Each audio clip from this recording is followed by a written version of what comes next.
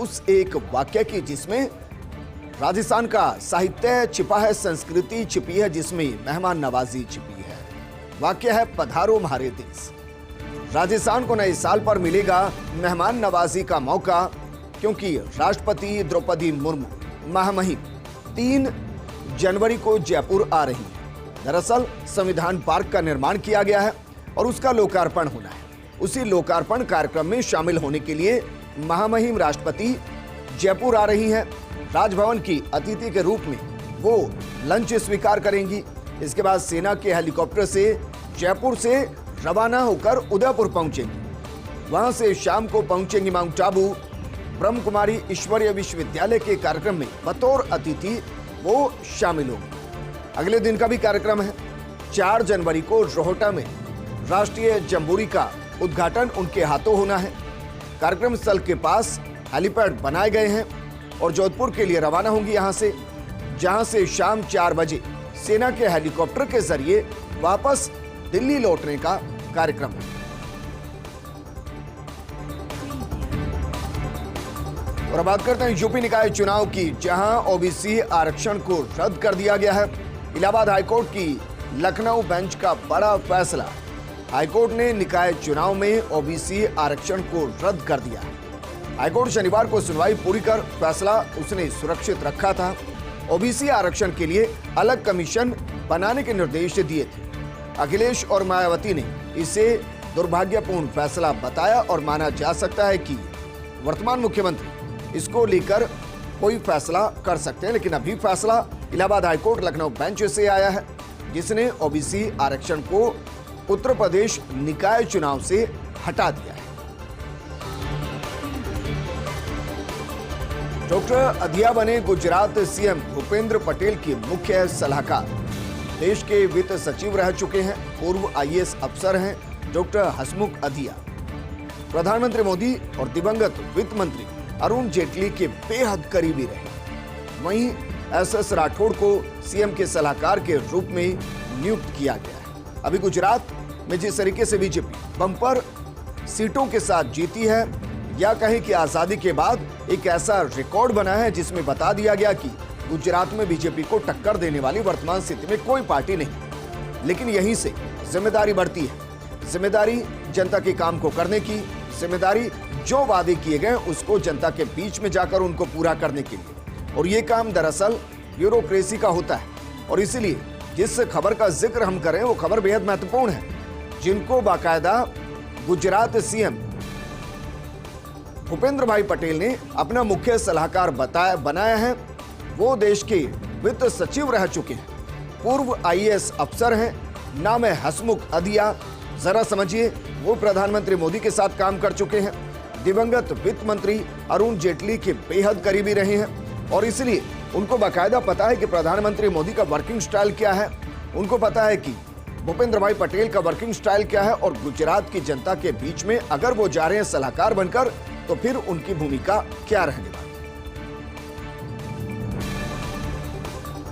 CM पर जदयू और राजद में एक राय नहीं है। मुख्यमंत्री नीतीश कुमार ने गत दिनों कहा था 2025 में महागठबंधन का नेतृत्व तेजस्वी यादव करेंगे। नीतीश ने तेजस्वी यादव के सामने कही थी ये बात, लेकिन तेजस्वी या उनकी पार्टी ने इस पर कोई प्रतिक्रिया नहीं, क्योंकि आरजेडी के नेता इसे देख रहे अलग नजरिए से। तेजस्वी की ताजपोशी 3 साल और टालने की रणनीति के तौर पर इसको देखा जा रहा है। आरजेडी नेता चाहते हैं कि नीतीश अभी सीएम पद छोड़कर 2024 की रणनीति तैयार करे। हालांकि नीतीश भी सीएम की कुर्सी छोड़ कम नहीं करना चाहते अपना कद, और इसलिए उन्होंने जो शगुफा छोड़ा वो शगुफा छोड़ दिया 2025 के। एक साल बाद जेल से बाहर निकलेंगे अनिल देशमुख। बॉम्बे हाईकोर्ट ने खारिज की सीबीआई की याचिका। सीबीआई ने किया था अनिल देशमुख की जमानत अर्जी का विरोध। बुधवार को जेल से बाहर निकल सकते हैं अनिल देशमुख। वसूली मामले में गत वर्ष गिरफ्तार हुए थे देशमुख। महाराष्ट्र के पूर्व गृह मंत्री हैं राकापा नेता अनिल देशमुख, जो लगभग एक साल के बाद जेल से बाहर आने वाले। और अब बात करते हैं कोरोना की नेजल वैक्सीन की, जिसकी कीमत तय कर दी गई है। नेजल वैक्सीन यानी कि जैसे आप नेजल ड्रॉप लेते हैं वैसे ही नाक के जरिए वैक्सीन ली जाएगी और आपको इंजेक्शन लगवाने की जरूरत नहीं पड़ेगी। और इसकी कीमत भी बहुत ज्यादा नहीं है। सरकारी अस्पतालों में महज 325 रुपए में यह वैक्सीन लगवाई जा सकती है, आराम से उपलब्ध होगी। लेकिन अगर आपको लग रहा है कि नहीं, हम निजी अस्पताल में जाकर वैक्सीन लगवाएंगे, तो निजी अस्पतालों में आपको इसके 800 रुपए चुकाने पड़ेंगे, यानी कि 2 गुने से भी ज्यादा। जनवरी के आखिरी हफ्ते से ये वैक्सीन सरकारी अस्पतालों में और निजी अस्पतालों में उपलब्ध होगी। आपको जहां से चाहिए, जब जरूरत हो, लगवा लीजिए। 23 दिसंबर को नेजल कोरोना वैक्सीन को मंजूरी मिल गई थी। चीन में जिस तरीके से कोरोना अनकंट्रोल होता हुआ नजर आया, उसके बाद वैक्सीन की फिक्र एक बार फिर से होने लगी। हालांकि जब जिनको डबल डोज लगी थी, उस जोरों से कहा जा रहा था कि बूस्टर डोज लगवा लीजिए, लेकिन अब जैसे चीन, जापान के अंदर कोरोना फैला, उसके बाद वैक्सीन की जरूरत महसूस हुई। और वैक्सीन तो है ही, आपके पास कोवैक्सीन, कोविशील्ड तो है ही पहले से। अब उन दोनों का नेजल वर्जन आ गया, यानी कि नाक में ड्रॉप डालिए और आप वैक्सीनेट हो जाएंगे। भारत बायोटेक ने Washington university school of medicine के साथ मिलकर यह वैक्सीन बनाई। विदेश से डिग्री लेने वाले डॉक्टर सीबीआई की जांच के दायरे में आ गए। ऐसे दर्जनों डॉक्टर्स ने भारत में रजिस्ट्रेशन करवाया है। भारतीय चिकित्सा परिषद या राज्य चिकित्सा परिषद में रजिस्ट्रेशन करवाया गया है। दरअसल ये लगभग 11 साल के बीच की बात है। 2011 से 2022 के दौरान रूस, यूक्रेन, चीन से डिग्री लेने वाले डॉक्टर्स की संख्या काफी ज्यादा थी। इसमें आप तजाकिस्तान को भी जोड़ सकते हैं। स्वास्थ्य मंत्रालय की शिकायत पर ऐसे डॉक्टर्स की सीबीआई जांच की जाएगी।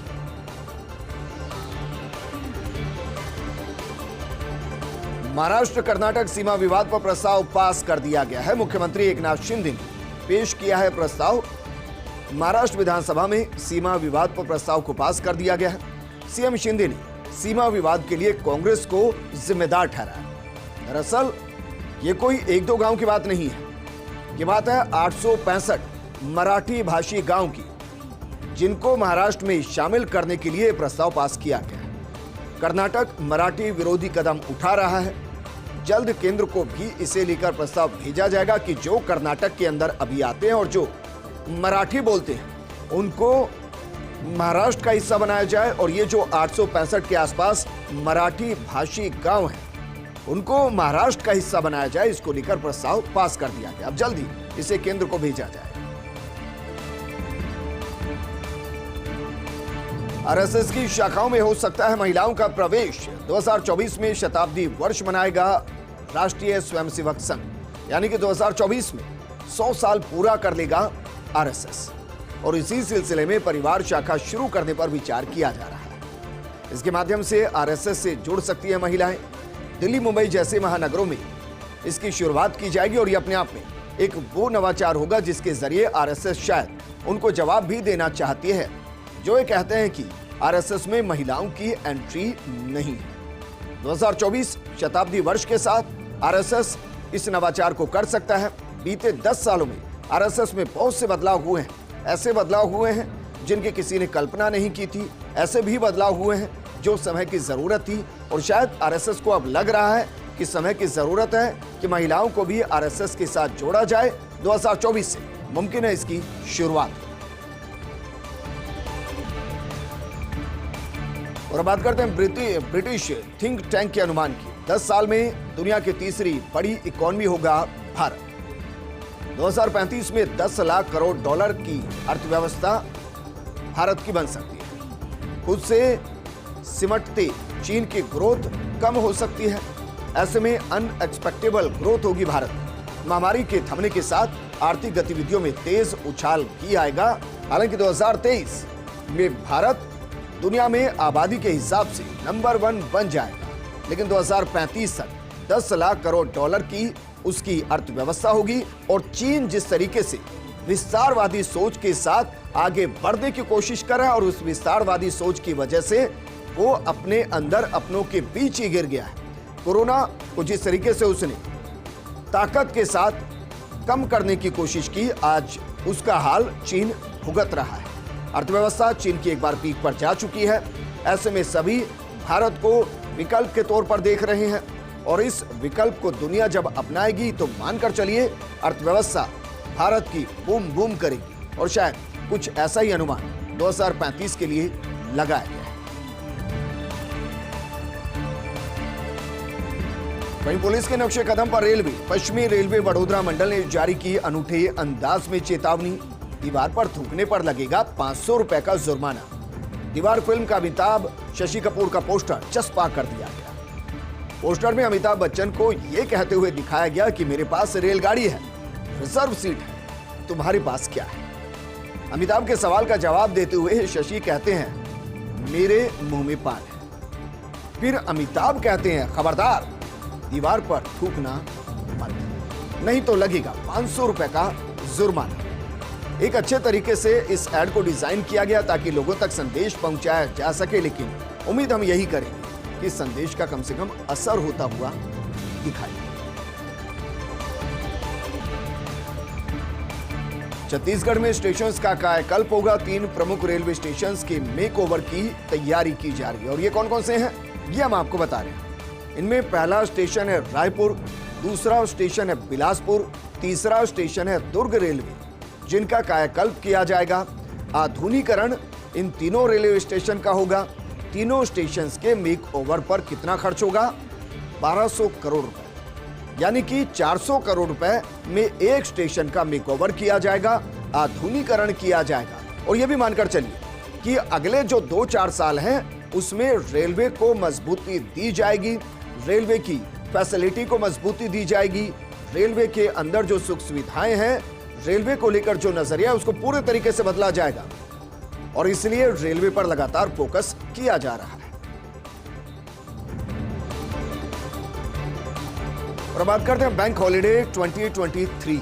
आपकी छुट्टी हो या ना हो, बैंक हॉलिडे रहेंगे और जनवरी में आधे महीने शाखाओं पर काम नहीं होगा। शनिवार और रविवार मिलाकर कुल 14 दिन बैंक बंद रहेंगे।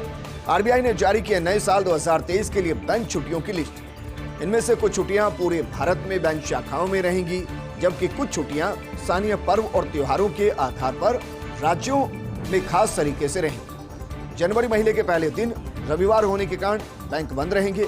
इसके अलावा 8 तारीख को बंद रहेंगे क्योंकि रविवार है। 15, 22 और 29 को भी रविवार होने के कारण बैंक बंद रहेंगे। 14 जनवरी के दिन दूसरा और 28 जनवरी के दिन चौथा शनिवार रहेगा, इसलिए बैंक बंद रहेंगे।